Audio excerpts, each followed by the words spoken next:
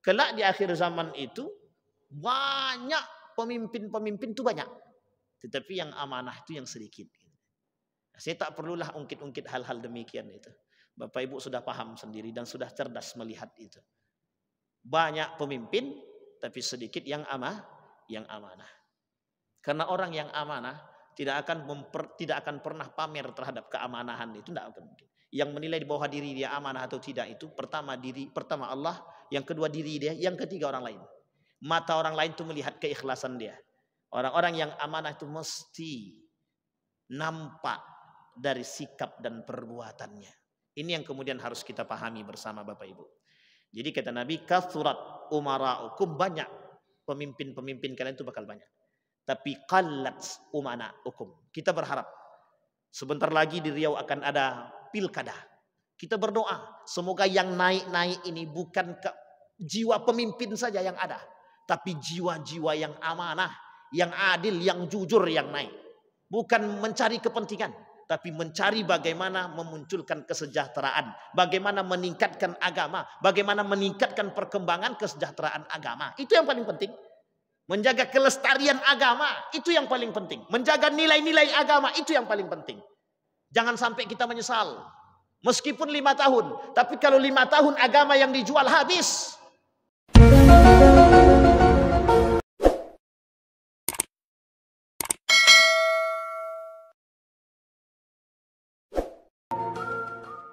Assalamualaikum warahmatullahi wabarakatuh. Alhamdulillahi rabbil alamin. Alhamdulillahilladzi arsala rasulahu bil huda wa dinil haq liyuzhirahu 'alad dini kullih wa kafa billahi syahida. Asyhadu an la ilaha illallah wahdahu la syarikalah wa asyhadu anna Muhammadan abduhu wa rasuluh la nabiyya ba'da. Puji syukur kehadirat Allah atas limpahan rahmat dengan mengucapkan alhamdulillahi rabbil alamin. Bersalawat kepada Nabi dengan mengucapkan Allahumma salli ala Muhammad wa ala ali Muhammad fil alamina innaka hamidum majid. Ya ayyuhalladzina amanu taqullaha wa qulu qawlan sadida yuslih lakum a'malakum wa yaghfir lakum dhunubakum wa man yuti'illaha wa rasulah faqad faza fawzan 'azima. Bapak Ibu sekalian yang berbahagia, di malam hari ini, di maghrib ini, insya Allah mudah-mudahan Allah limpahkan rahmat dan karunia-Nya kepada kita semua. Mudah-mudahan Allah jadikan setiap langkah kita dalam menuntut ilmu adalah jalan menuju penerangan, insya Allah. Mudah-mudahan menjadi miskatul anwar bagi kita, jalan penerang bagi kita untuk mendapatkan keridhaan-Nya kelak di akhir. Amin ya rabbal alamin. Rumah tangga yang sakinah mawaddah warahmah, anak-anak yang saleh dan salehah dan dalam ketaatan kepada Allah.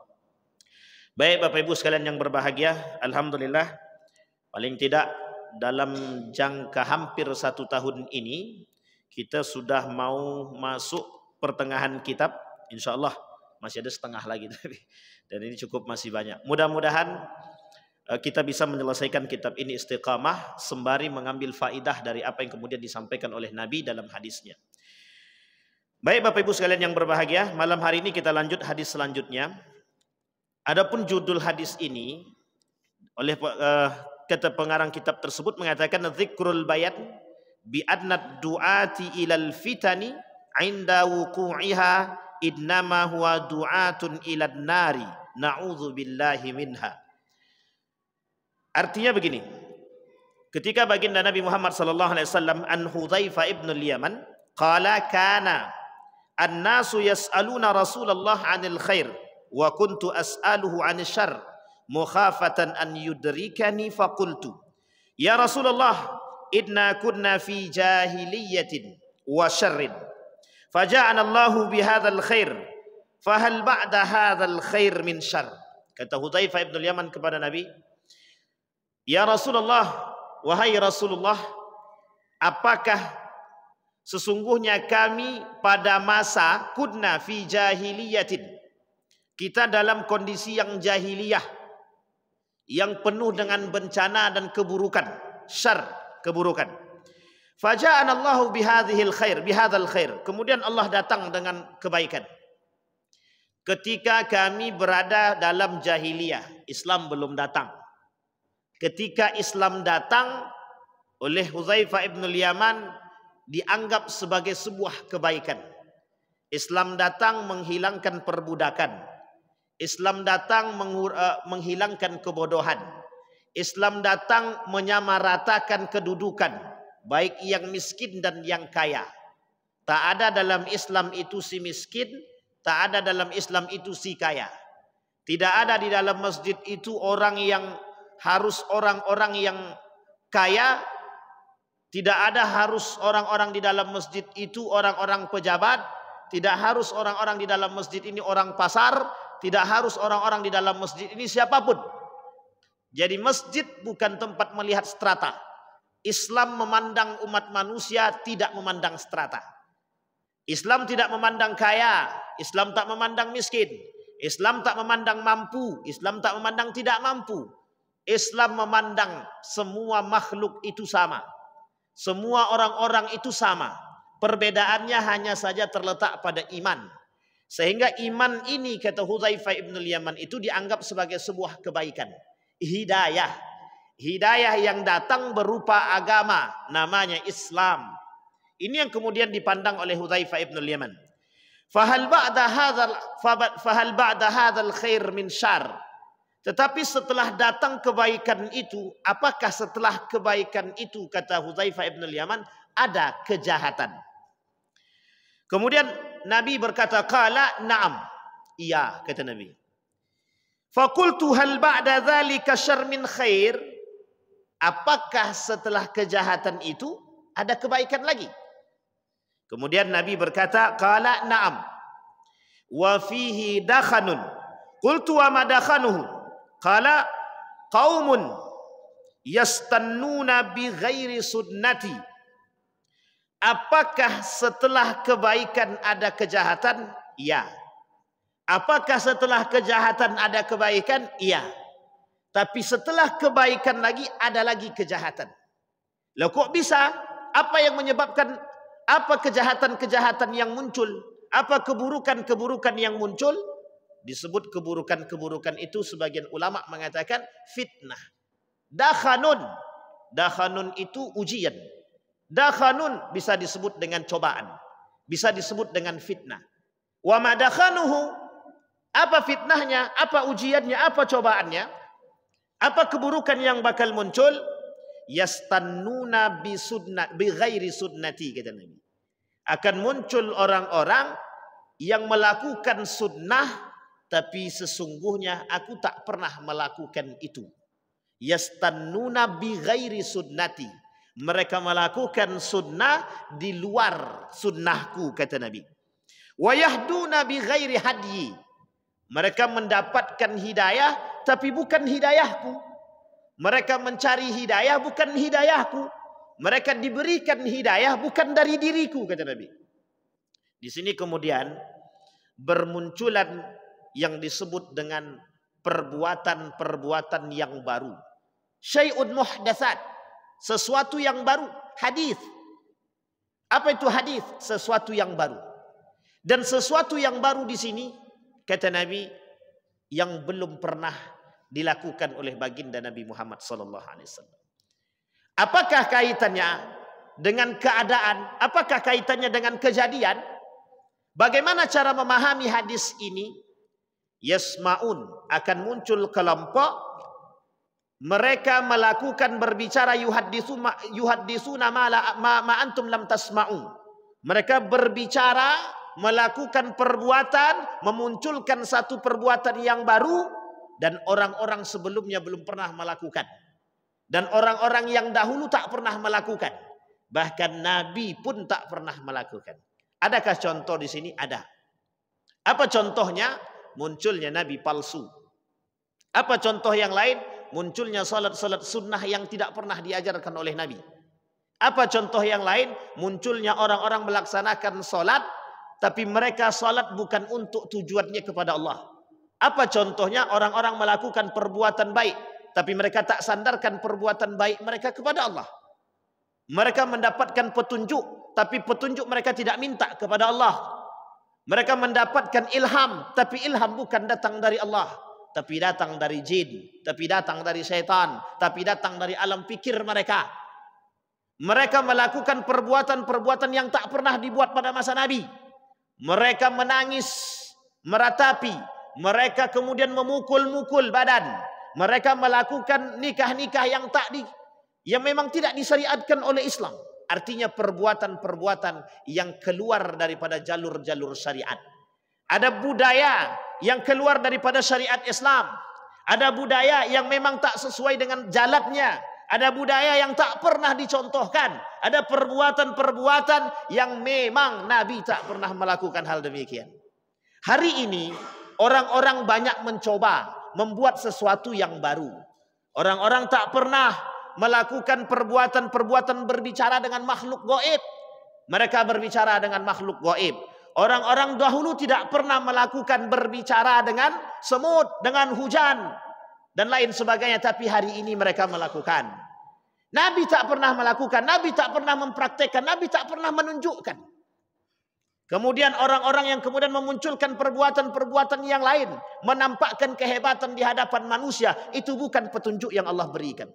Karena karamah, kewalian diberikan kepada orang-orang yang betul-betul diri dia wara. Yang betul-betul diri dia tak pernah menganggap karamah dan kewalian itu adalah satu kelebihan bagi diri dia. Justru bagi mereka itu adalah ujian. Nah, hari ini bermunculan orang-orang yang beranggapan diri mereka pintar, melebihi kepintaran mereka daripada Nabi. Mereka menganggap diri mereka punya kelebihan seperti karamah, melebihi karamahnya para salafus saleh yang diberikan kelebihan oleh Allah Subhanahu wa taala. Nah, hari ini kita melihat ini kondisi. Mereka melakukan sunnah-sunnah tidak sesuai dengan apa yang dilakukan oleh baginda Nabi Muhammad sallallahu alaihi wasallam. Mereka datang ke dukun. Mereka kemudian melakukan ritual-ritual aneh, seolah-olah Nabi pernah melakukan ritual tersebut. Nanti ketika datang orang bertanya, pernahkah Nabi melakukan demikian? Mereka mengatakan pernah. Nabi dulu pernah bertapa, meminta pencerahan. Mereka menganggap bertapa itu, tahannus itu mencari ilham, mencari wahyu. Sehingga mohon maaf, ada orang-orang hari ini, kelompok-kelompok tertentu yang memang juga melakukan hal yang sama. Bertahannus, beruzlah ke tempat-tempat terpencil. Mereka menganggap mereka mendapatkan ilham dan wahyu dari Allah. Ada manusia begitu? Ada.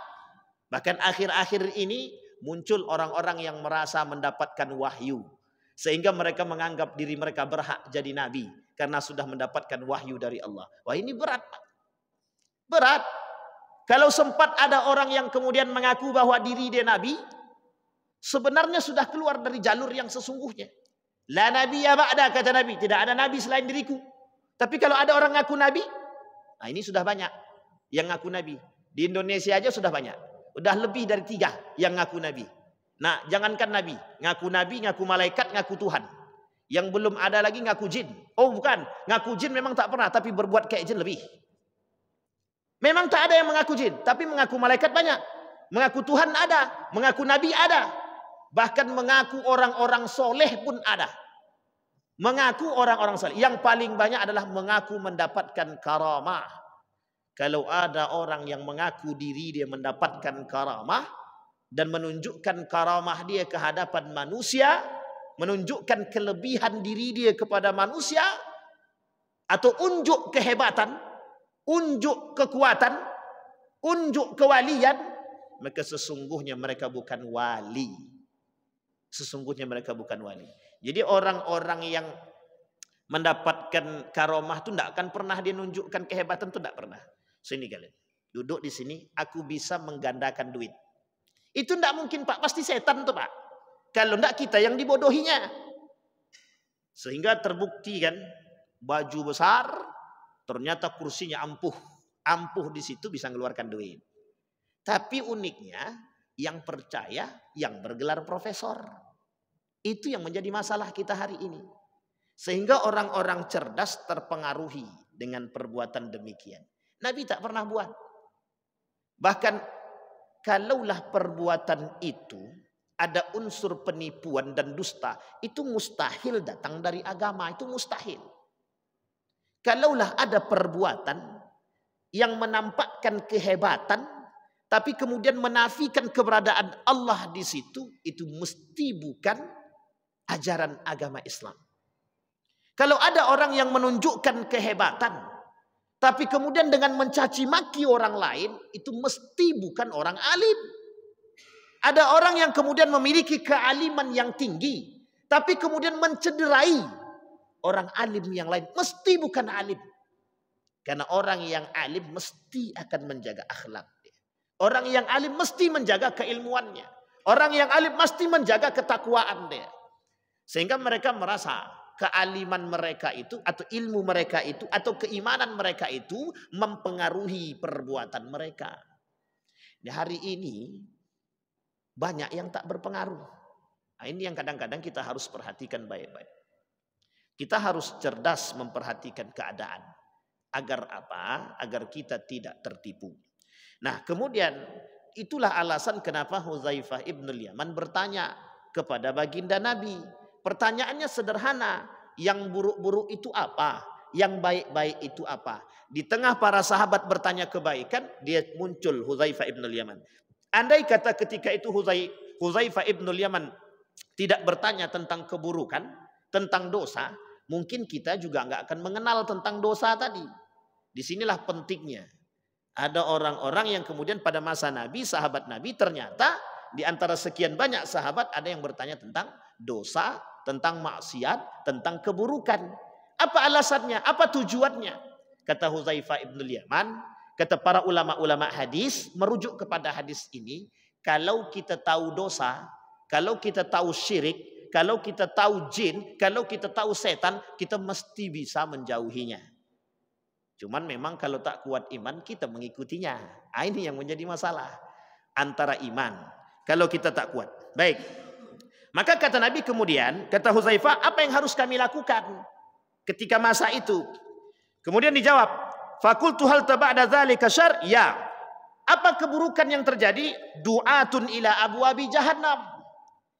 Kemudian bertanya lagi Hudzaifah ibn Yaman, akankah muncul ujian-ujian yang lain? Iya. Apa ujiannya? Ujian-ujian yang lain adalah munculnya du'atun ila abwabi jahannam. Panggilan-panggilan menuju, mohon maaf, panggilan-panggilan menuju neraka jahanam. Apa maksudnya? Ada dai yang mengajak kepada neraka jahanam. Ada orang-orang mengaku soleh mengajak kepada neraka jahanam. Ada orang-orang yang mengaku pintar mengajak kepada neraka jahanam. Apa maksudnya? Perbuatan mereka condong untuk menghindari daripada agama. Kealiman mereka condong untuk mengantarkan manusia pada kecelakaan terhadap syariat. Untuk menentang syariat. Orang-orang alim. Du'atun ila abwabil jahannam. Sehingga mohon maaf. Kalaulah bahasanya ila abwabi jahannam itu sebenarnya bahasa kiasan. Artinya apa kiasan?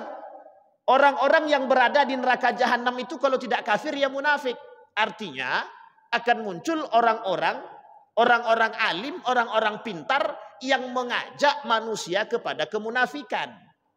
Sehingga ketika mereka berada dalam kemunafikan, itu isinya adalah, mereka adalah pengisi neraka jahanam. Bahkan disebutkan dalam ayat yang lain, fid darkil asfal. Mereka masuk dalam neraka jahanam, tapi di paling bawah itu. Artinya mereka jadi bahan bakar daripada neraka jahanam tersebut. Berarti kita dibawa kepada kemunafikan? Iya. Berarti kita dibawa kepada ingkar kepada Allah? Iya. Berarti kita dibawa kepada ingkar kepada Nabi? Iya.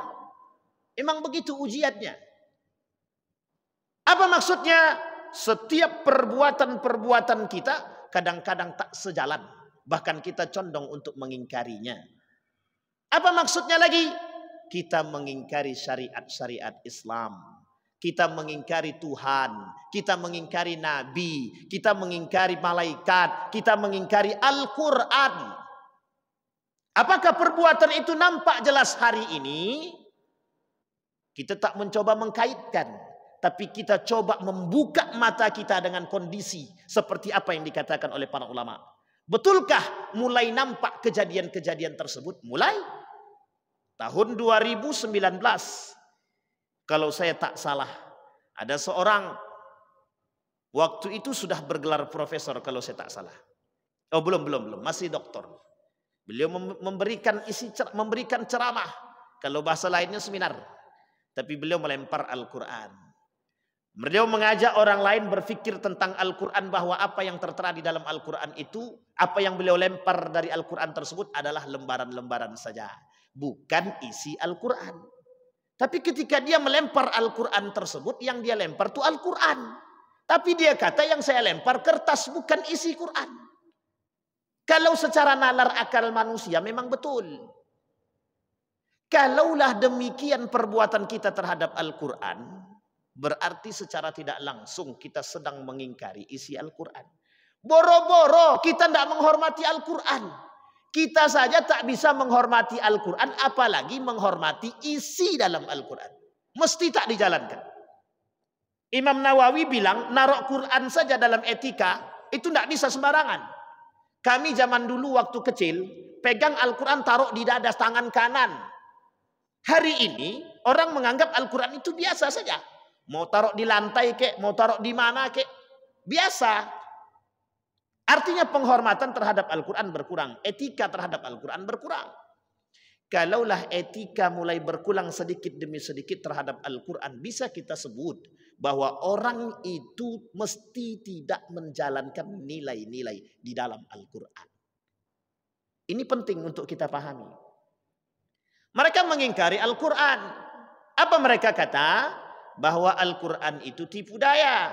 Al-Quran itu hari ini tidak relevan lagi dengan perkembangan zaman. Artinya, kita butuh memahami Al-Quran dengan gaya yang lain. Muncullah metode penafsiran Al-Quran gaya baru.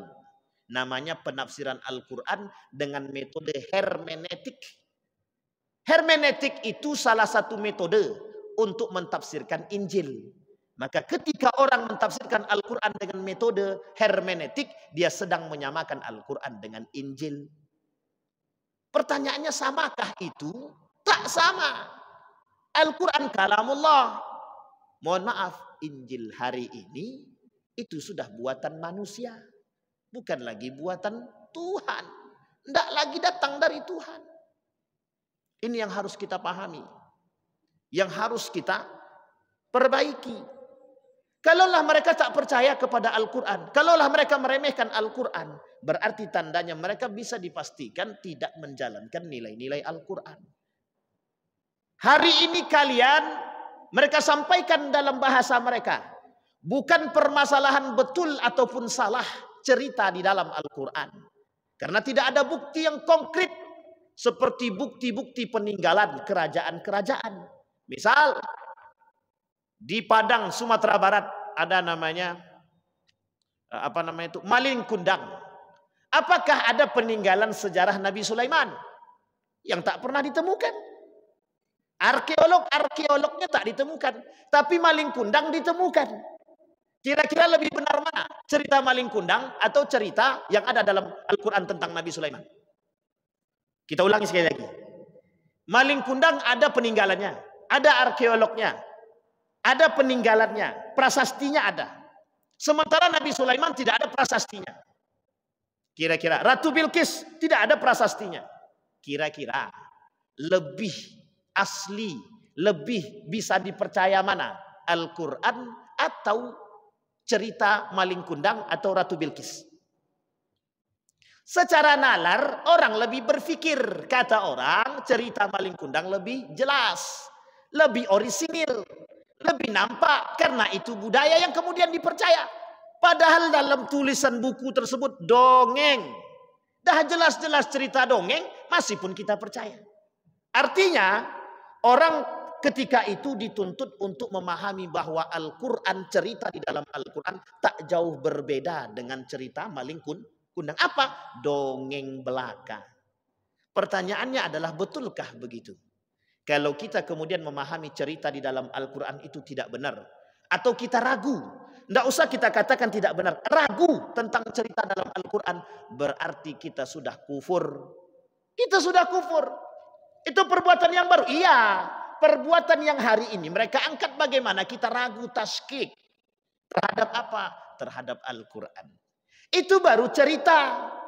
Belum tentang hari kiamat. Al-Quran berbicara tentang hari kiamat. Pertanyaannya adalah, yang cerita di dalam Al-Quran tentang terdahulu mereka tak percaya, yang akan datang bagaimana mereka mau percaya? Karena bagi mereka sesuatu yang real, bagi mereka sesuatu yang hak, sehingga bagi mereka Al-Quran itu hanya isinya dusta. Bagaimana kami memahami kondisi yang akan datang, sementara akal kami tak sampai memenuhinya? Bagaimana kami bisa menerima kejadian yang lalu, sementara tidak ada prasasti peninggalannya? Begitu cara bahasanya, Pak.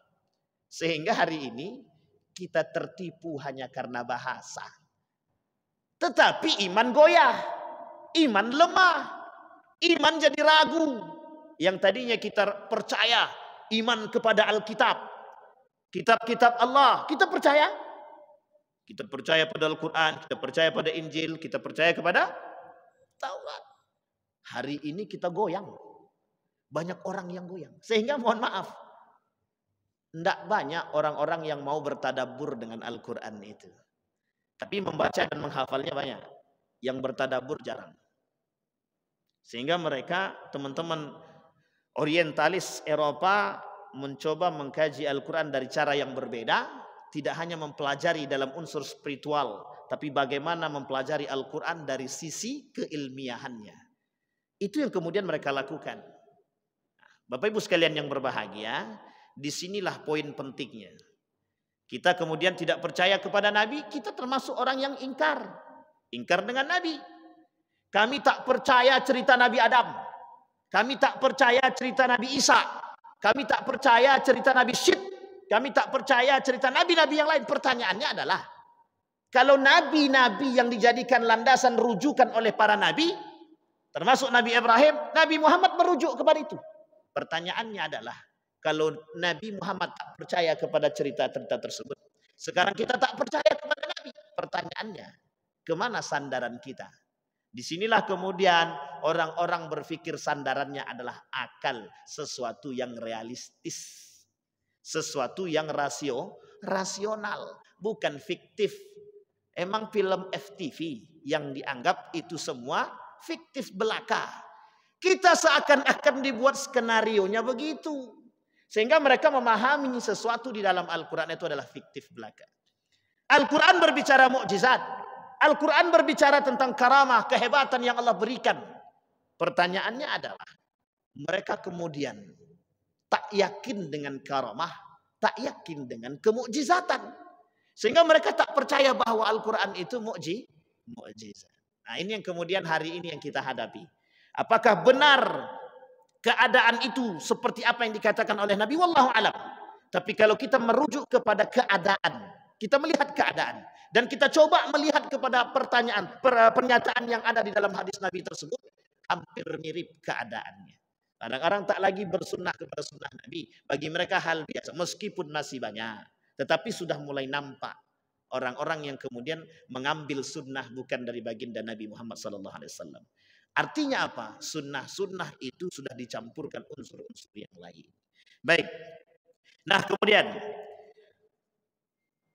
muncul dai-dai dari yang mengajak kepada neraka jahanam. Man ajabahum ilaiha qadhafuhu fiha. Faqultu ya Rasulullah, sifhum lana. Qala na'am, qaumun min jildatina. Nanti kata Nabi, itu akan muncul dari golonganku gitu deh. Orang-orang itu akan muncul dari golongan-golonganku.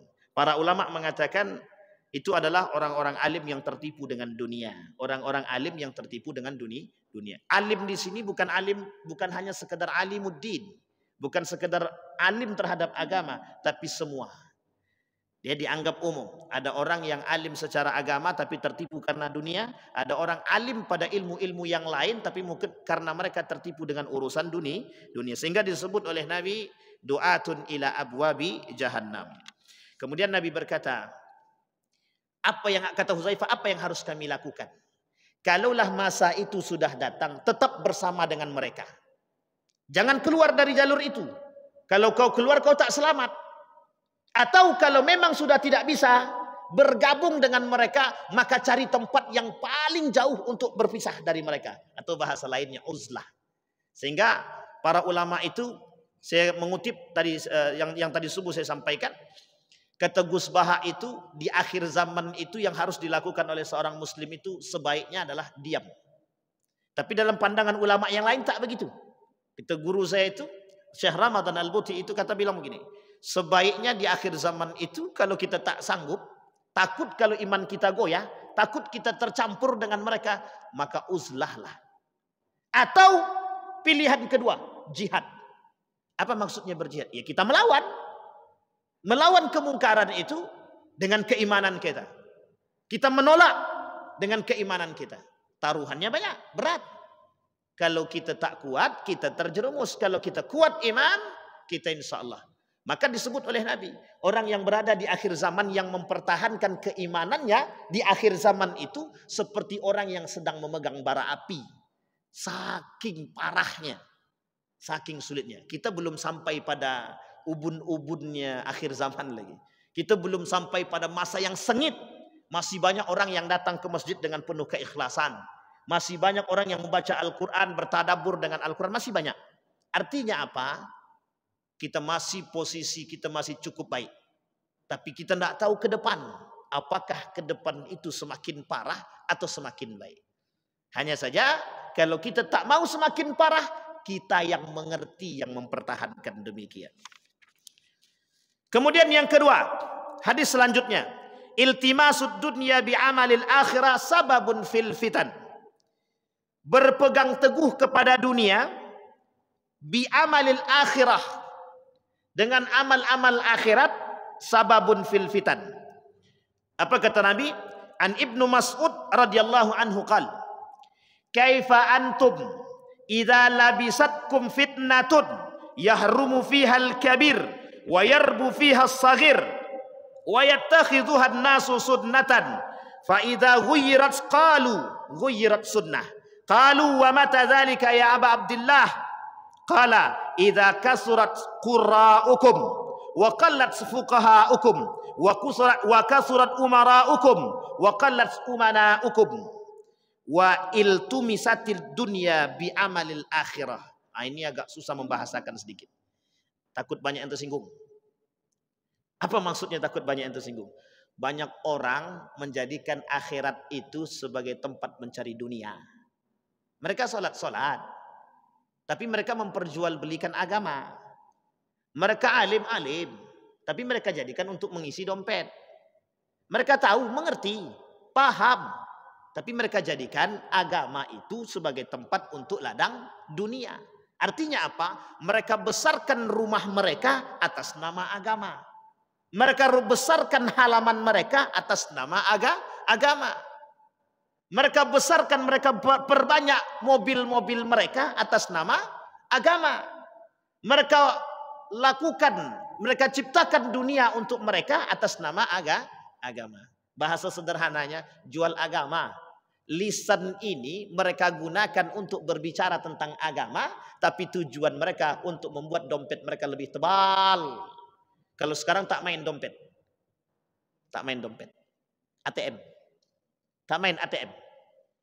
Surat berharga. Sampai sini pahami Bapak Ibu. Kok bisa demikian? Apa tanda-tandanya? Tanda-tandanya kasurat qurra'ukum wa qallat fuqaha'ukum. Kelak orang-orang qurra' banyak, orang-orang fakih sedikit. Fakih itu begini. Orang-orang yang mengerti agama secara mendalam. Secara mendalam. Kita ambil contoh.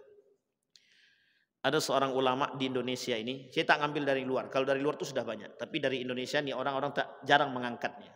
Ini orang-orang masih hidup. Ada seorang ulama alim saleh di tanah Jawa tersebut. Suatu ketika datang seorang pemuda datang kepada beliau, "Yai, kami mohon kepada Yai untuk mengisi kajian. Kajiannya tentang waris."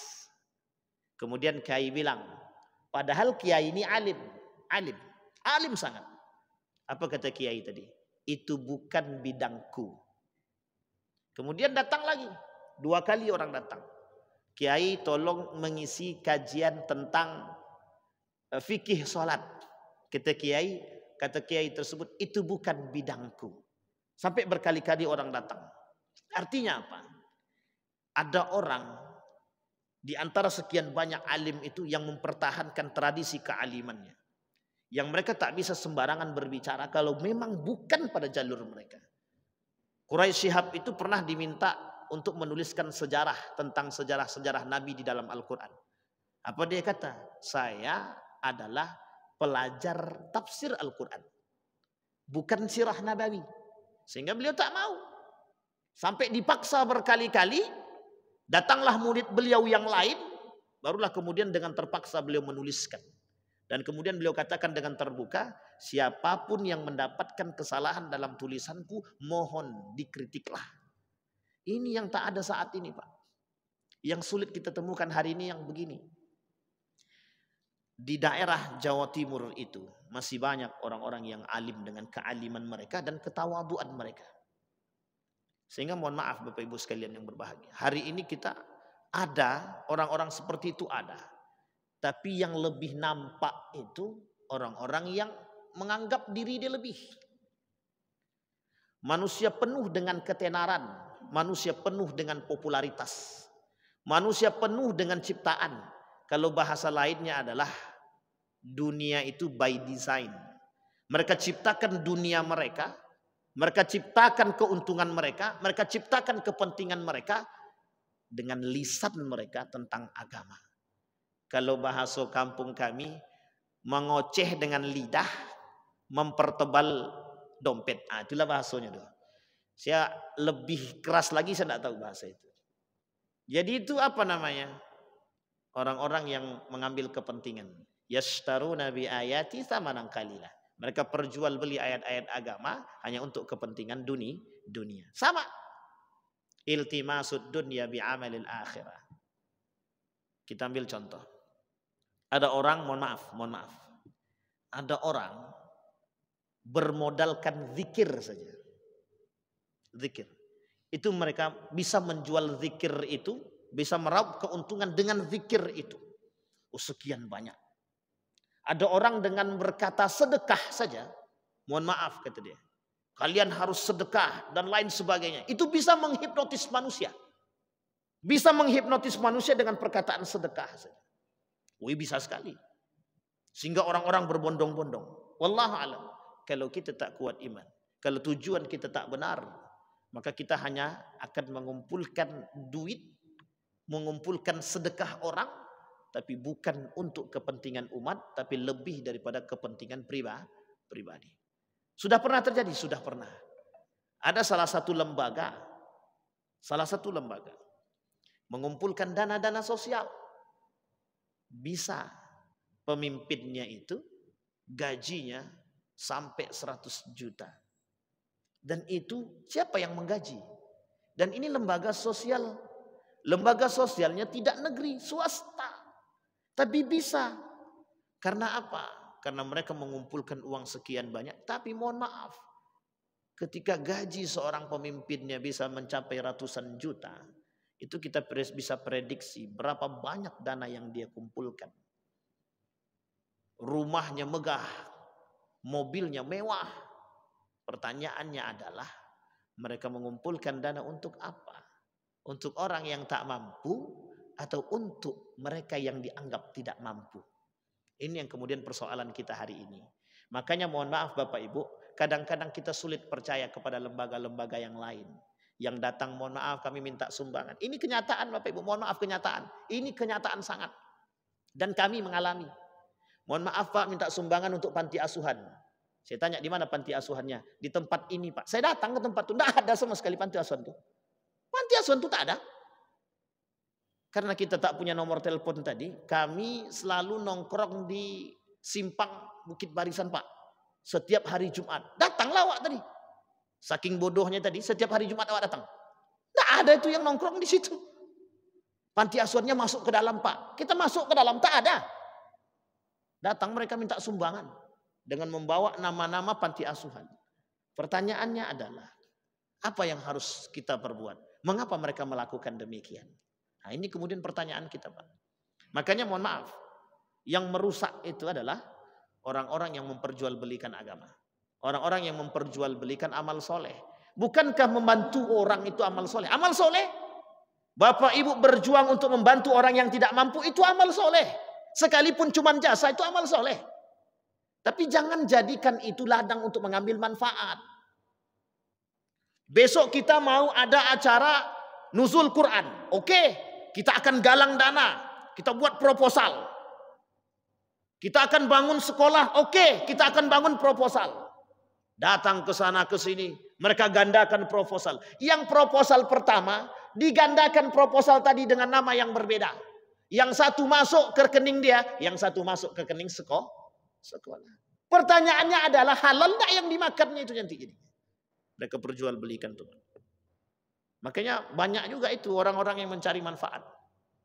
Boleh kita ngambil, kita misalkan membantu orang menjalankan proposal, boleh enggak ngambil keuntungan dari situ? Untuk jasa kita, boleh, tak dilarang dari agama. Agama tak melarang. Tapi jangan berlebihan.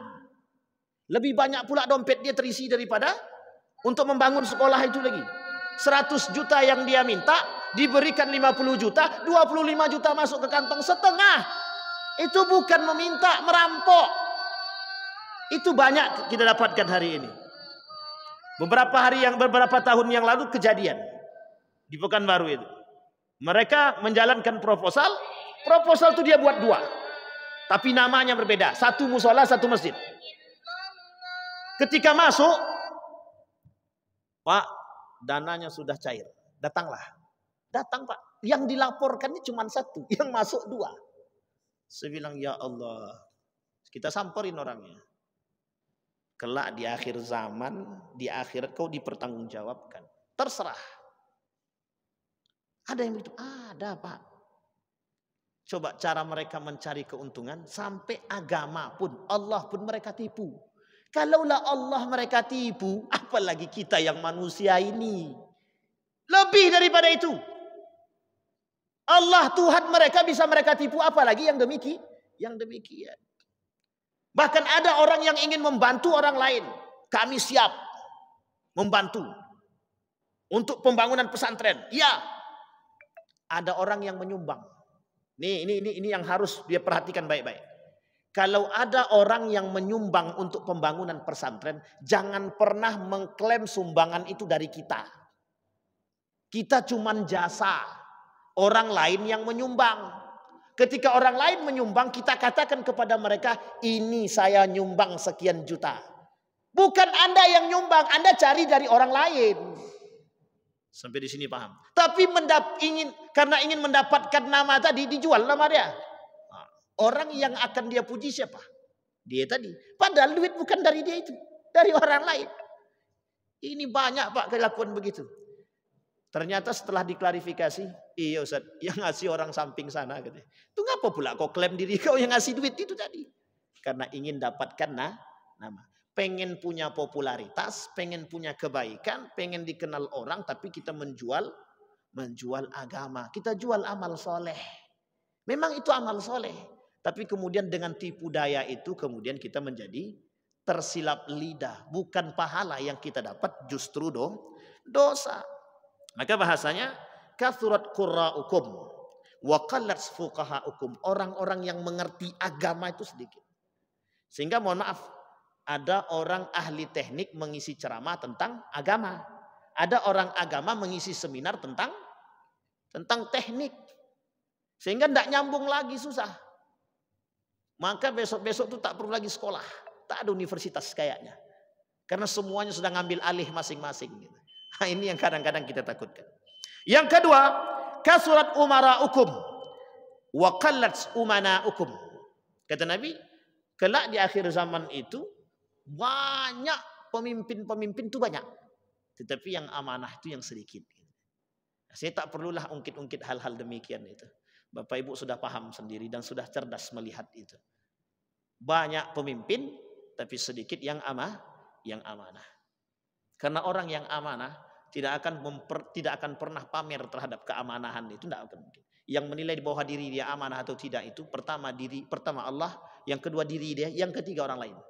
Mata orang lain itu melihat keikhlasan dia. Orang-orang yang amanah itu mesti nampak dari sikap dan perbuatannya. Ini yang kemudian harus kita pahami bersama Bapak Ibu. Jadi kata Nabi, kathurat umara'ukum, banyak pemimpin-pemimpin kalian itu bakal banyak. Tapi qallat umana'ukum. Kita berharap sebentar lagi di Riau akan ada pilkada. Kita berdoa semoga yang naik-naik ini bukan jiwa pemimpin saja yang ada, tapi jiwa-jiwa yang amanah, yang adil, yang jujur yang naik. Bukan mencari kepentingan, tapi mencari bagaimana memunculkan kesejahteraan, bagaimana meningkatkan agama, bagaimana meningkatkan perkembangan kesejahteraan agama. Itu yang paling penting. Menjaga kelestarian agama, itu yang paling penting. Menjaga nilai-nilai agama, itu yang paling penting. Jangan sampai kita menyesal. Meskipun 5 tahun, tapi kalau 5 tahun agama yang dijual habis. Sampai di sini paham ya Bapak Ibu. 5 tahun bagi penjualan agama berbahaya. Orang yang memperjualbelikan agama meskipun cuma 5 tahun, itu berat. Berat bagi mereka dan berat bagi kita. Sampai di sini paham ya Bapak Ibu ya. Jadi kita penting. Nah yang terakhir, wal tumisatid dunya bi'amalil akhirah. Ada orang yang kemudian mencampur adukkan dunia dengan akhiratnya. Artinya adalah mereka jadikan dunia itu untuk ketujuan mereka, tapi mereka jual amal-amal akhirat mereka. Mereka jadikan agama mereka untuk menciptakan rumah yang megah, halaman yang luas, mobil yang mewah, tanah yang melimpah. Dah kayak tuan takur. Sehingga apa yang terjadi? Mereka terjerumus dalam tipu daya dunia. Bahasa sederhananya disebut dengan hubbud dunya, cinta terhadap dunia. Dan itu bagian daripada penyakit yang disebut Nabi dalam hadisnya, al-wahnu, wahan, penyakit wahan. Hubbud dunya wa karahiyatul maut. Saya kira itu saja, mudah-mudahan bermanfaat bagi kita semua. Insya Allah lain waktu akan kita sambung dengan kajian-kajian tanda-tanda fitnah akhir zaman. Mudah-mudahan bisa menjadi pelajaran dalam kehidupan kita. Setidaknya kita yang mengerti bisa mempertimbangkan untuk melakukan perbuatan-perbuatan demikian dan bisa istiqamah dalam kebaikan. Fa'tabiru ya ulil absar la'allakum tuflihun. Assalamualaikum warahmatullahi wabarakatuh.